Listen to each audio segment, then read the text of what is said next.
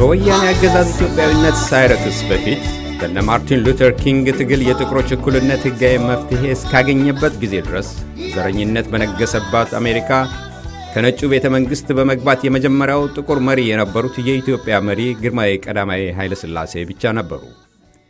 የአፍሪካ ኩራት አባት የነበሩት አፄ ኃይለ ሥላሴ ለአፍሪካውያን ነጻነት ግንባር ቀደም የነበሩ ግርማዊነታቸው የአፍሪካ አንድነት እንዲመሰረት ታላቅ አስተዋጽኦ ያደረጉ መሪ የአፍሪካ ህብረት ተመስርቶ አዲስ ህንጻ ውስጥ ሲዛወር ላደረጉት ክቡር ሥራ ወያኔ ሐውልት ነፍቋቸዋል። ኢትዮጵያዊነትን ለማጥፋት በጎሳ ለመከፋፈል ጥላቻን ለትውልድ ለማስተላለፍ በአርሲ ሐውልት ተክሎ የሚገኘው ወያኔ ለዚህ ታሪካዊ ድል ምንም አይነት እድል አልከፈተለትም። ታሪክ እንደዋሹበት አይቀርም። ታሪክ የአሸናፊና የተሸናፊ እንዲሁም የታዛቢ ገጽታዎች ቢኖሩትም እውነት ግን እውነት በመሆኗ የተዛባው ታሪክ ከመታረም አይቀርም። ለአገር አህጉርና ለህዝብ የሚደረግ ታላቅ ሥራ ምንጊዜም የሚያስከብር ነው። በጁን 18 ቀን የዛሬ 60 ዓመት የቀዳማዊ ኃይለ ሥላሴ ኦክላሆማን መጎብኘት በማሰብ የምዕት ዓመቱ ታላቅ ድግስ ሊሰኝ ያስቻለ የዘምነገደ ይሁዳ የራት ምሽት ተደርጎ ነበር። ይህንን በተመለከተ በኦክላሆማ ግዛት ዩኒቨርሲቲ የፖለቲካል ሳይንስ ፕሮፌሰር ቴዎዶር ቬስቴን ጋር ቆይታ አድርጌያለሁ። ቃለ መጠይቁ ቀጥሎ ይቀርባል። እንደምን አሉ ፕሮፌሰር ቬስታል? ደህና እግዚአብሔር ይመስገን። በጣም አድርጌ አመሰግናለሁ። I don't know to what extent you speak Amarinya, but I encourage you to speak in all, or as you say it, verbal. How about that? I'll be speaking English primarily. Wonderful, that's good. Thank you, Professor Vestal, for appearing on our show. My pleasure. It was 60 years ago in 1954, Emperor Haile Selassie visited Oklahoma. What was the purpose of his visit? The Emperor was in the United States on his first state visit.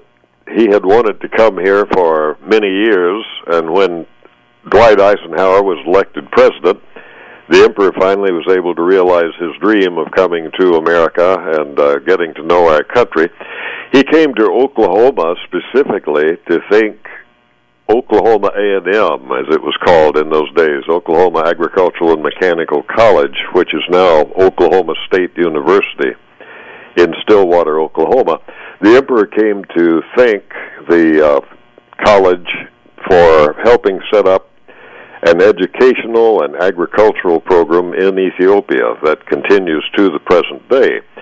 And he particularly wanted to thank the family of the president of Oklahoma A&M, Harry Bennett, who had come to Ethiopia in the early 1950s and met with the emperor and talked about setting up an agricultural college in Ethiopia on the lines of an American land-grant institution.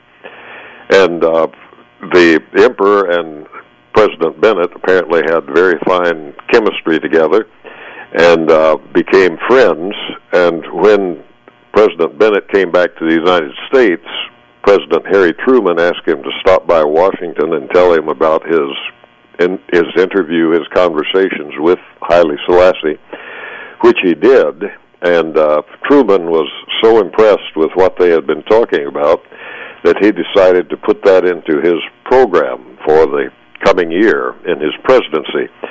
And he gave a speech in which he had 4 main points, and the 4th point was about setting up technical and educational assistance to developing countries, which was what Haile Selassie and Harry Bennett had been talking about.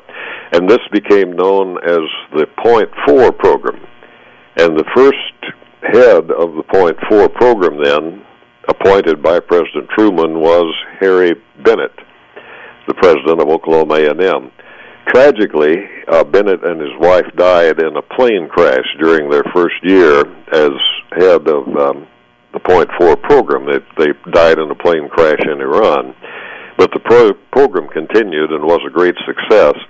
And one of the very first contracts under the Point 4 program was between Ethiopia and Oklahoma A&M to set up an agricultural college. So that was the main reason for the emperor coming to Oklahoma. He wanted to thank the college and its community, and he wanted to thank the Bennett family specifically. So he came just a little over 60 years ago to visit in Stillwater, Oklahoma. That was a single stop, a signal stop in his 7,000-mile tour of the United States. He went out of his way to come from California to Oklahoma to spend the night in Stillwater before he continued on to Mexico City and a state visit to that country. But it was a very historic time. That was the first visit by a reigning foreign head of state to Oklahoma. The state at that time was 46 years old, and the emperor was 61 years old, so he was actually older than Oklahoma when he came to see us. Oh, okay. Well, America was then socially segregated at the time of his visit. What kind of reception did he get? He was warmly received. You're quite correct in talking about his coming to a state that was officially still segregated at that time. The barriers of racial segregation on the campus of Oklahoma A&M had been torn down a short time before that, but officially the state was still segregated, so it was a bold move to come to Oklahoma and to have this wonderful dinner and reception in his honor at Oklahoma A&M, which broke the color bar. There were presidents of the traditionally black colleges of Oklahoma in attendance, as well as the power structure, if you will, of Oklahoma politics and public affairs. So it was quite a historic occasion. There were 300 people invited to a black tie dinner at the brand new Student Union building at the college. That was a who's who of the power elite of Oklahoma. And the reception following that was attended by 1,600 people. In doing my research on the emperor's state visit, there was not a larger group at any one reception, and the emperor shook every hand, 1,600 hands. Oh, that's a lot of hands to shake. Kind of endurance contest. Wow. But he was much appreciated by the people. The state of Oklahoma gave him a plaque that talked about the admiration of the people for the emperor's activities in education, and especially setting up a new agricultural college. And that plaque was put in the cornerstone of the new Alamaya Agricultural College when it was founded a few years later. And it is still there in the prominently displayed at what is now Haryana University, which has grown to be a very large university in the old town of Alamaya. And they also gave the emperor a scroll, a certificate of appreciation for his outstanding leadership in international affairs. So the emperor was well received by the people of Oklahoma. He, in turn, made several of the Oklahomans members of the Order of the Queen of Sheba, which was good of him to do. Yeah. Well, you gave a reception recently that's on June 18th, which is described as the social event of the century. What initiated the Lion of Judah's dinner event in honor of His Majesty Haile Selassie? It was a realization that this had been a very significant event in Oklahoma history, both in terms of having an international leader coming to the state, and also coming as it did just after this U.S. Supreme Court had handed down its famous Brown versus Board of Education decision, which ended segregation, racial segregation in the public schools.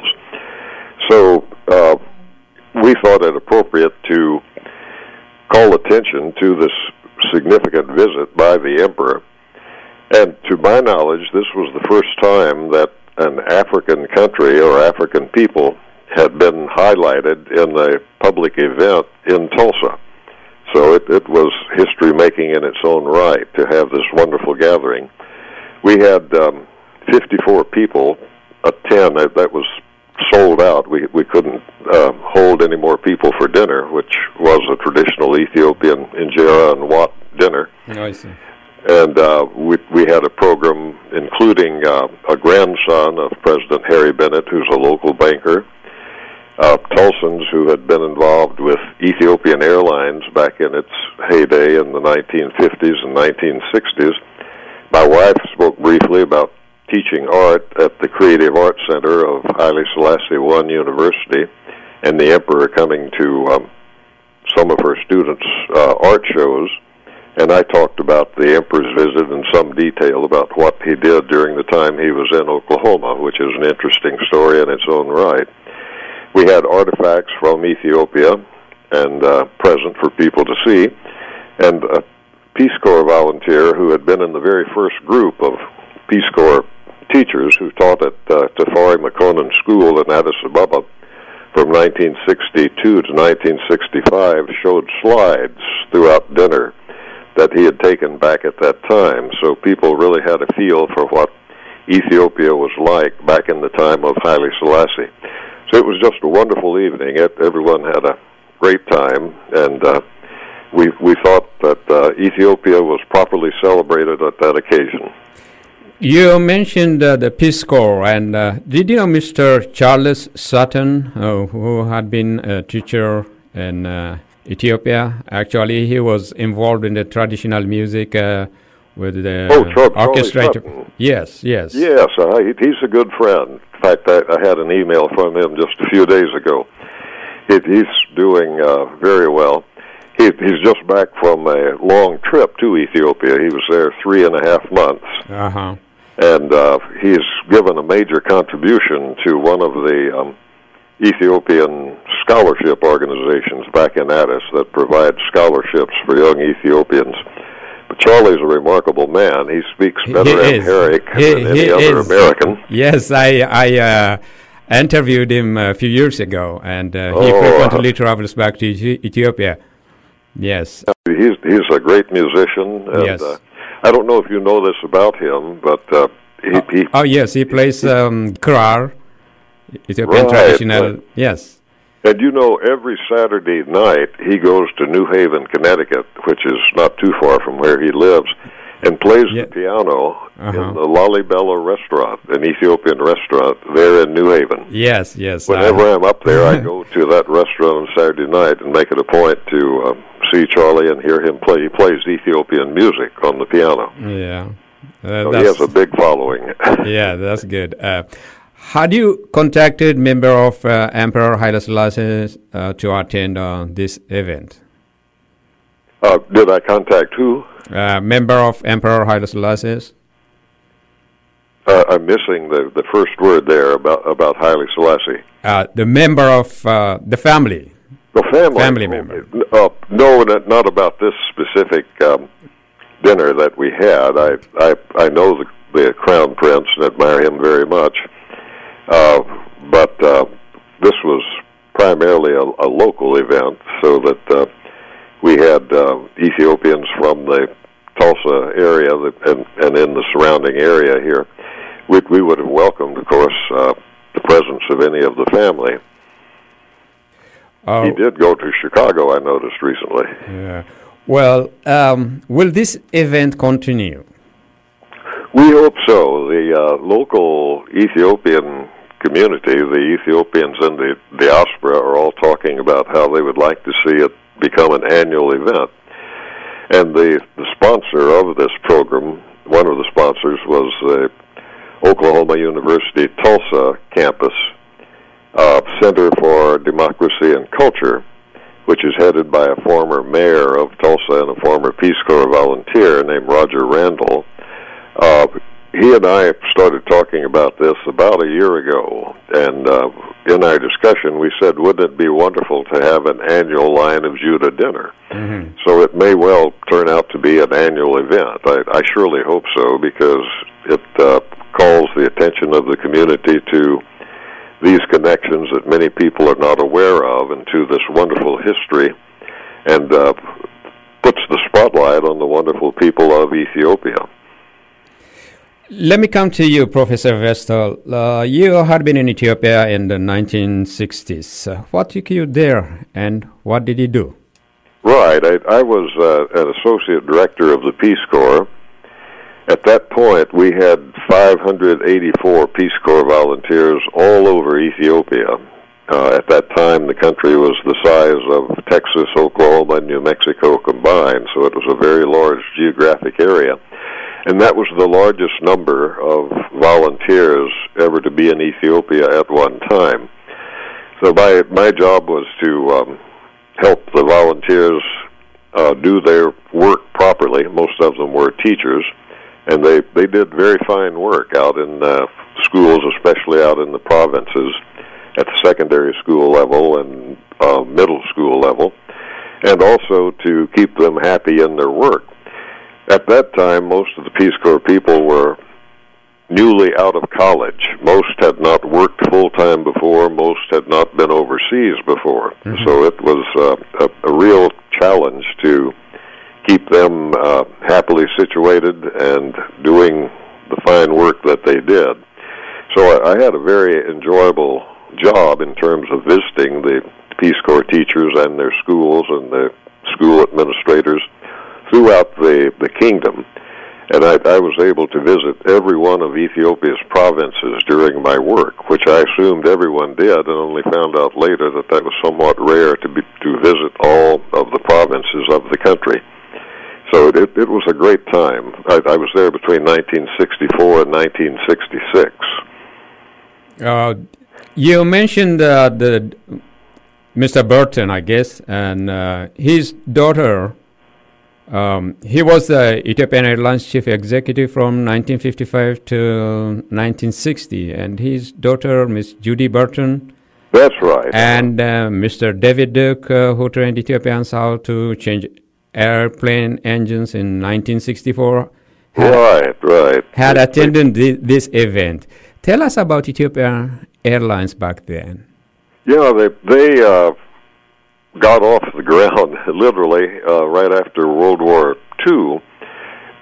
They, like many other developing countries, were able to purchase airplanes from the United States and allied countries from World War II and establish an airline on the basis of those planes. So some of the workhorses of U.S. Air Force, such as the DC-3 or the C-47, became the main transportation within a country like Ethiopia that didn't have that fine an infrastructure as far as roads and railroads go.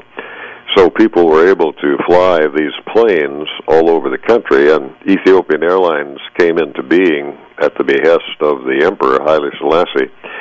And one of the Emperor's advisors, John Spencer, knew that Trans World Airlines was interested in working overseas, and they began to assist Ethiopian Airlines. The U.S. State Department was involved in this transaction too.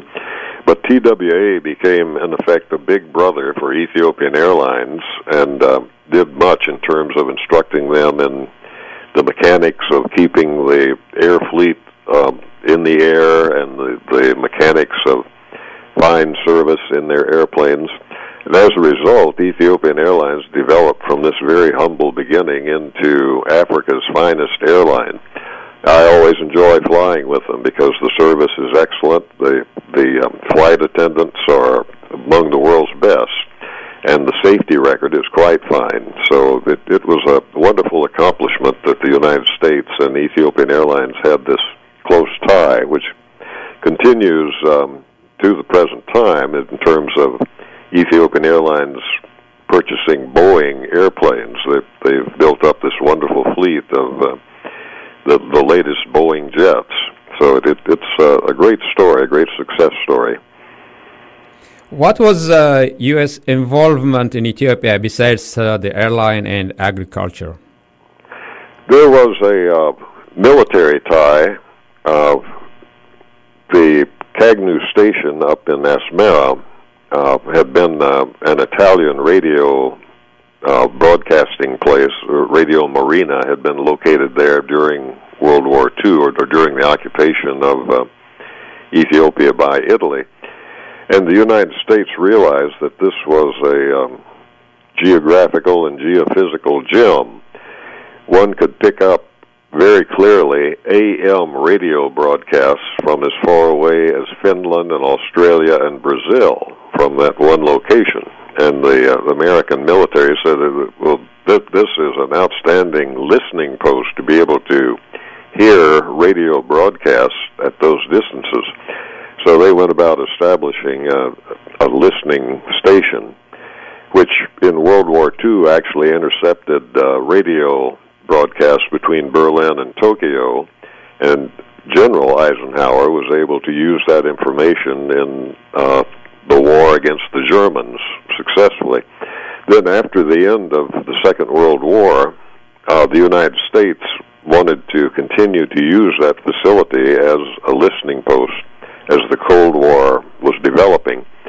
And they wanted to have a friendly landlord in charge of the place, and they thought Ethiopia would be the preferred landlord, so they opted for Haile Selassie to be able to have a federation with Eritrea, and that assured the American presence at Asmara, at Cagnu Station, so long as the emperor was in power. Now, there was also a military assistance and advisory group in Ethiopia. The rent, if you would, for Cagnu was a large military agreement between Ethiopia and the United States, providing training and military hardware to Ethiopia. So Ethiopia built up the largest and best military during this period of time between 1960 and 1975 or so. So the military, in addition to those groups that you mentioned, was very significant. And then the Peace Corps, of course, was involved in education. The .4 program had teachers and advisors in agriculture and other fields throughout the country. There was a mapping program also. The United States mapped most of Ethiopia, especially the Nile Basin, and those maps are the best that have ever been done in Ethiopia. So there were many different connections between the two countries that were significant and continue to be significant to this day. What do you think of Ethiopia after Emperor Haile Selassie? Oh, I think it's had a period of great difficulty. The Derg turned out to be a very oppressive regime.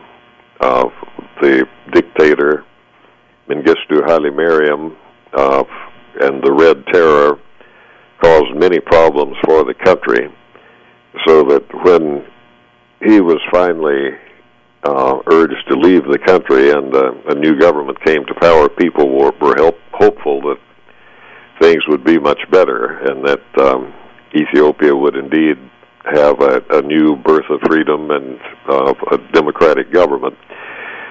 What most people didn't realize was that the group overthrowing the Derg, the TPLF, were from Marxist-Leninist origins themselves.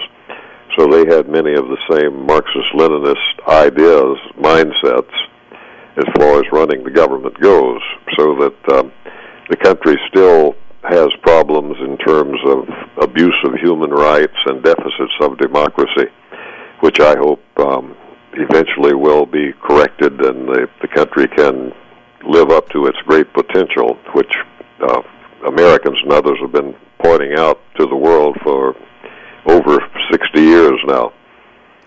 What do you miss most about Ethiopia? What do I miss most? Yes, since he had been in Ethiopia for how many years? A couple of years. I lived continually there for over 2, but I've been back many times since for various periods of time. I love the climate. All right. And I love the geography of the place, the mountainous landscape. I love the people. I enjoy so much being with the very polite Ethiopian people. They're wonderful students. I always enjoyed teaching or being in the classroom with Ethiopians. And I enjoyed the history of the country. It's fascinating to me to think of this ancient land going back, to the beginning of humankind, literally, with Lucy and Artie, and then that wonderful history going back to the Aksum Empire and the Solomon Sheba story told so beautifully in the Kebra Negus. The story about the Ark of the Covenant coming to Ethiopia and remaining there to the present time. Those magnificent rock-hewn churches in Lalibela, the castles of Gondar, Emperor Tewodros and the Napier expedition, the Battle of Adwa, where Ethiopia united to dispel the Italian invaders, colonizers, and the remarkable victory over Mussolini and the fascists in World War II. All of that, to me, is fascinating, and I wish more Americans were familiar with those stories. Professor Theodore Vestal, Professor Emeritus of Political Science at Oklahoma State University, I really appreciate that you give us this time to be interviewed. It's my pleasure. I hope the Atlanta community is doing well, and that we'll see a very rosy future for the Ethiopians and Ethiopian Americans who live in your area. I could close by telling you about what a rabbi up in Canada said at the end of Haile Selassie's visit to his country during that state visit in 1954. He said the emperor's visit had made him think of the Song of David from the Psalms, how good and pleasant it is when brethren dwell together in unity. He concluded that soon, in 1955, at that time, the emperor will observe the 25th anniversary of his coronation, and all lovers of freedom will rejoice in the growth and advance of Ethiopia among the nations of the world. I can think of no better words to end a talk about Haile Selassie's visit to the United States 60 years ago. I think all men of goodwill, men and women of goodwill, will join in that wish that Ethiopia have growth and advance among the nations of the world. Thank you very much. በጣም አድርጌ አመሰግናለሁኝ ፕሮፌሰር ቬስታል። Dana, እግዚአብሔር ይመስገን። Thank you. Bye. Bye.